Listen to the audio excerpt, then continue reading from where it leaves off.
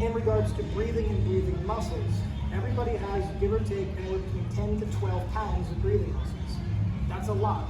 Now when you're exercising, you're walking, you're running, you're doing anything, you're using your breathing muscles.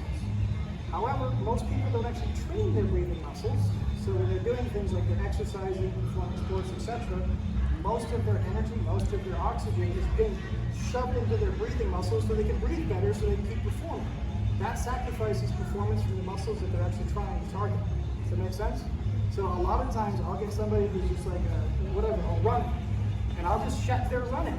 And just by correcting their breathing over a couple weeks, they'll shave minutes off their runs, just because their breathing muscles aren't being taxed as much anymore. I'm not going to get into the breathing style for running, but I mean, there's different ways to do it.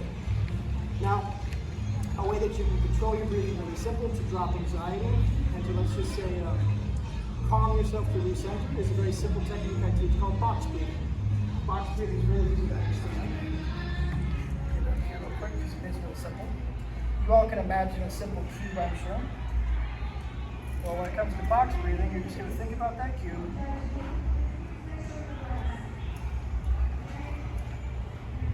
And it's just 4 seconds on each side of that cube. So what that's going to mean for you is it's going to look exactly like this. You're going to inhale for 4 seconds. You're going to pause or hold your breath for 4 seconds. You're going to exhale for 4 seconds. You're going to pause with no oxygen in your lungs for 4 seconds and continue. Now what this essentially does is it's a very calm and easy way to inhale and then hold and then exhale and hold. Now the reason this works so good at calming you is because you might not know this, everybody thinks they're kind of symmetrical, but your chest cavity is not actually symmetrical. And your heart takes up a big chunk of one side of your lungs. So, long story short, when your lungs are, there's no air in your lungs, your heart is bigger, it doesn't have to beat as fast. And when your lungs are, your heart has to beat faster because there's less room. Make sense? So, box breathing basically gives you a maximum amount of time for your heart to be nice and beating really slow, basically. So that's why it works so great. So one more time, box breathing is 4 seconds in, 4 seconds of holding your breath, 4 seconds of exhaling your breath, a 4-second hold with no oxygen, and then just resume. How many times do you have to do it? It doesn't really matter. Most people usually do it for a minute or two. If you're having a bad day, if you're stressed, you're upset, you're full of anxiety, your emotions are overtaking you, whatever, do box breathing for a minute or two, I guarantee you feel 9 times better. Real, easy, simple, right there and then tool. Anybody can use it. That's the one she tool. Well, that's a good one, yeah. That very one. Yeah. Now your muscles only have one job. The job of those muscles is to go over those 2 places and then bring them together. That's all that it does, nothing else. So that's basically a boiled down simplification of your body. Everything from your breathing to your walking, everything is done real simple by your muscles just kind of pulling your levers together. So for example, me performing a bicep curl like so, if you would imagine, 1 2x4, an hinge, another one, and this is my hand, and that would symbolize the wrist joint. Now how this works is the bicep crosses over the hinge, and it pulls what's called origin and insertion. It pulls insertion, origin. Now the easiest way to view this and actually think about it is your muscles being hundreds and hundreds and hundreds little ropes with a guy holding onto the top of the rope. Now you see that? Now, this guy's only job, his name is Origin, we just discussed. Now his job is to basically just pull this from this position to this position. And that's it. And that is a bicep curl. But a muscle is not a rope, obviously, because it contracts and it pulls up. So what needs to be identified is when you do a bicep curl, it doesn't really look like this because they would just go slack like that. What happens is it bunches up as it contracts and shortens. So there's something called the resistance curve. It's really easy to visualize with this. You can imagine this. It's very simple to understand. So what happens is your bicep starts here, perfectly neutral with gravity. When it's in this position, neutral with gravity, your bicep has no load on it. It's not loaded. However, as soon as it leaves parallel with gravity, or neutral with gravity, even a little bit, the bicep is working to make that happen. The bicep, the guy up here, is lifting to facilitate that. Make sense? All right, so the next thing that has to be understood is if you were up here, you were the guy with the rope that goes down here.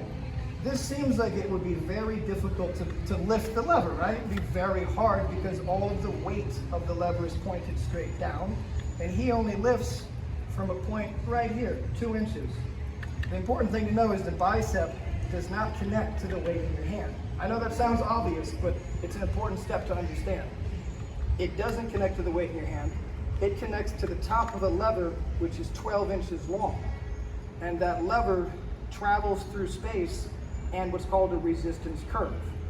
The reason it's called a resistance curve is because, as I've addressed, when it's in this position, it's really hard to get it started. However, when it's in this position, it'd be very easy to lift from here to here, wouldn't it be? However, at this point in time, the muscle is balled up or shortened. So when the muscle is contracted, it has no more room to contract. It's very weak. Does all that make sense? Has no more room to contract, it can't be strong. When the muscle is fully lengthened, it's at its strongest because it has maximum room to contract. Does all that make sense? So this is the resistance curve in a nutshell, and there's really just one more important point to the resistance curve to understand. And that's when a lever is at a maximum position or a 100% active lever.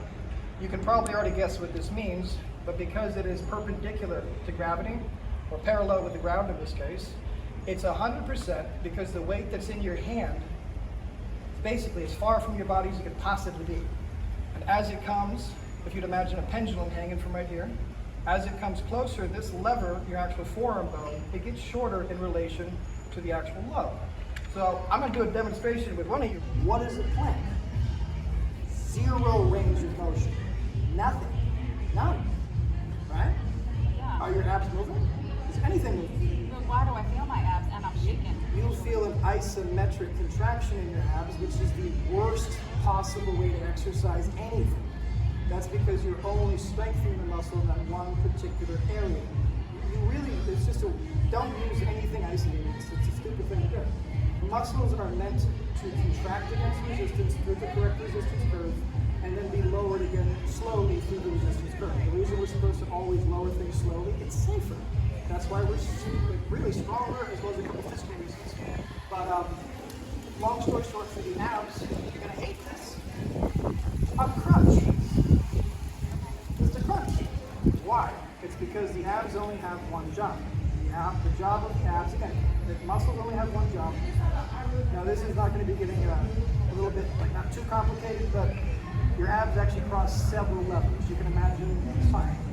So because your abs actually cross, it's not like it's one lever, it's a whole bunch of levers that they cross. They're all responsible for curving all of these levers. But really, all they're responsible for is bringing your lower ribs in. This is where they connect, the origin.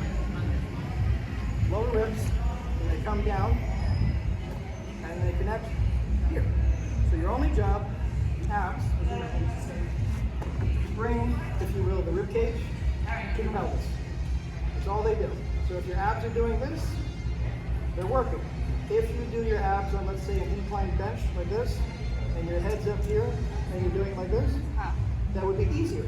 It'd be easier because your torso is the actual load being loaded, and if you put yourself on an incline, the higher the incline, the less load is on your abs. Does that make sense? Cool. So we're going to breathe nose, and we're going to breathe into our stomachs. Now here's the thing I want everybody to listen up. In order to breathe into your stomach, you have to relax your abs, which means your stomach is going to protrude. You're going to look fatter. And nobody gives a shit. Okay? Because it's healthier. And nobody's looking at you anyway. Nurse? Okay, so nose into the belly. Okay? This is like a chest breath. This is what most of you are doing. But even feels good. So that's a chest breath. Most people do this. That's called vertical breathing. This is a very terrible way to breathe. I'm not going to get into why, but let's just say don't do it. What you do want to become is a horizontal breather. A horizontal breather is somebody who breathes exclusively with their stomach. What that looks like is this. That would be a natural breath for me. I'm trying to exaggerate a little bit for you guys.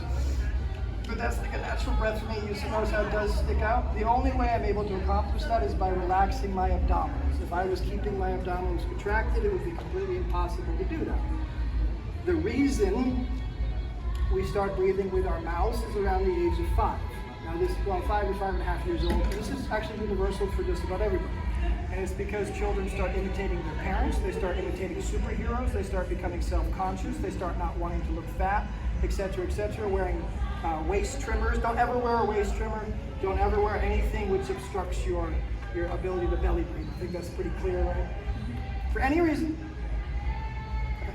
Okay. Moving forward, when you breathe in, nose to belly, and you relax your abs, you should be doing it slowly for roughly 5 seconds. And I do mean you should be counting, and I'm going to get into that in just 1 second. So what I mean is, and then you're going to be a quick kind of like a pause. This is what's called a pause real quick, where your body just settles, and then you're going to exhale again. How do I want you to exhale? I don't actually care. You can do nose or mouth in this particular case. Here's the thing though, is 5 seconds. So it'll be 5 seconds in, 5 seconds out. Now is that possible? All the time? No, thank you, no, it's not. Here's the thing, even I don't do that all the time. Definitely, absolutely not. When I've been up here speaking to you, have I been breathing like that? No, I have been doing my best to breathe like that, but I absolutely have not been breathing like that. The reason I haven't been breathing like that is when we speak, we have to force inspiration, pauses between sentences, etc. I can't breathe like that. It's fine. But it also puts me in a higher state of anxiety and all those other things, etc. You guys in the audience, you can be breathing like this. You should be breathing like this. How do you know if you're breathing like this? Only if you're mindful of it, which is not going to be very often, obviously. So here's what you got to do.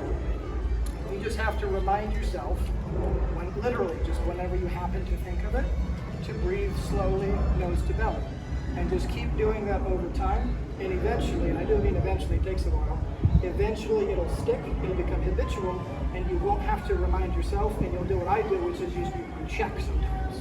You know what I mean? Like in a situation like right now, I find myself mentally checking my breathing. Am I slowing it down? Am I breathing with my nose? Am I drawing my sentences out too much so I run out of air like this and I have to gas my air? We don't want to do that. That's not healthy. We want to breathe in a consistent, resting rhythm.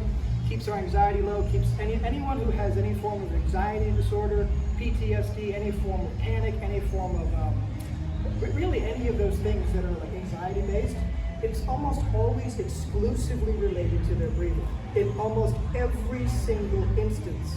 And it can be cured up in a matter of a week or two if they practice breathing meditation a couple times a day. It's crazy. People, they are on medications for this shit, and there's no need. It's true though. I know. I learned that in an anti-anxiety class, and she did the breathing exercise completely. I mean, you do that, after you've done that maybe 3 times, you are just, the anxiety, you're relaxing, it's just all falling away.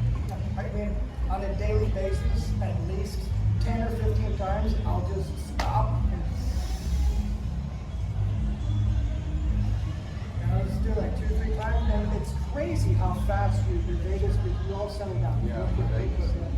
I'm only getting that right now. Yeah. So let's just go to just a few other things about breathing. So one thing I'd like you guys to think about is that breathing is in fact a tool, and it's a wonderful tool. And what I spend most of my time doing is actually educating about tools. So today, for example, I was trying to educate about the tool of using this thing called biomechanical at the home, etc., and all that happy shit. Now we're going to talk about the tool of breathing and how you can use it as a tool. So this is a real simple example. If you were to hyperventilate like such, you'd get full of anxiety, your fight or flight would be stimulated and triggered, you get the idea. The slower you breathe, the more relaxed. I mean, this is just common sense, but we don't actually think to apply it like that. So perhaps the next time you're tired, you could try something called bellows breath. I'm going to demonstrate it, just it's going to catch your attention because it looks ridiculous, but it's a very effective technique, and I'll explain why afterwards. Bellows breath, in essence, is controlled hyperventilation just by bringing your diaphragm rapidly up and down. That's all it is. It looks like this.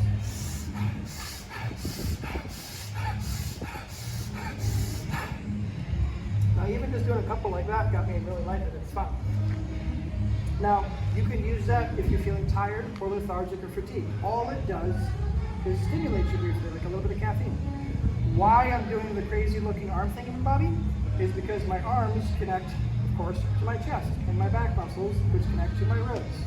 And by doing this, I'm actually aiding in the inspiration or inhaling of air and the expiration or the exhaling of air. I'm forcibly up and forcibly contracted. Now the way that your diaphragm works is it's this, kind of looks like an upside down plunger right here. And the way that it works is it connects inside your ribs. And when you, like this, the diaphragm flattens. And when you, the diaphragm goes up. And that's because it's connected to the ribs. So as the ribs widen and get bigger and smaller, the diaphragm goes up and down. Make sense? I don't have my usual props here, so I'm just making sure everybody's following along.